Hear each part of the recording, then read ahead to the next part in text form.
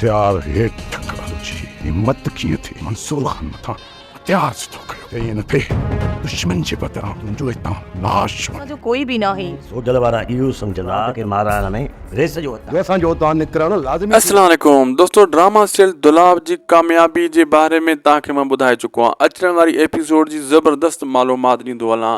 अॻिते हाणे जी कहाणी छा बीहण वारी आहे दोस्तों। मंसूर खान जी ज़बरदस्त एंट्री तव्हां ॾिठो पहिरियों हुई, लेकिन असली मूड में हू हाणे आयो जॾहिं हुन इम्तियाज़ बलोच वारनि जॾहिं हू पीछो कंदा कंदा उते वञी पुॻा हवेली ते, जॾहिं हू हवेली में दाख़िल थियणु शुरू थिया ऐं उते जॾहिं आज़म मेंगल यानी मंसूर खान पंहिंजो एक्शन ॾेखारियो, ड्रामो हिते एंड थियो। पुरम में बि तव्हां ॾिठो, लेकिन हाणे जेको आहे इन्हनि खे कुटको ॾेई तो मंसूर खान मोटाए छॾींदो ऐं जेको हिन जी पनाह में माण्हू आयो आहे उहो हिननि जे सोडल वारनि जे हवाले कान कंदो।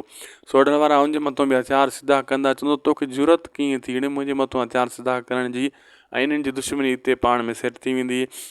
ऐं जेको अंदरि माण्हू आयो यानी अब्बास यानी यासिन बौज़दार, उन खे फ़िलहालु हू पनाह ॾींदो ऐं जेको आहे मंसूर खान जी पनाह में हू अची चुको आहे, उनजी जान बची वेंदी ऐं होॾां मुराद बि बची वेंदो। मर्दो कोन गोलियूं 3 गोलियूं लॻण खां सवाइ लॻियूं आहिनि, वरी बि बची वेंदो ऐं अहिड़े हिसाब सां ककर वारनि जी शौक़ु बि पूरो थी वियो। दुश्मन मोह कोन लॻे, पंहिंजो माण्हू बि हिननि जो बची वियो ऐं राज़नि जी इहा ट्रिक कमु करे वई जेका हू सोचे आयो त इन तरीक़े सां मारणो आहे।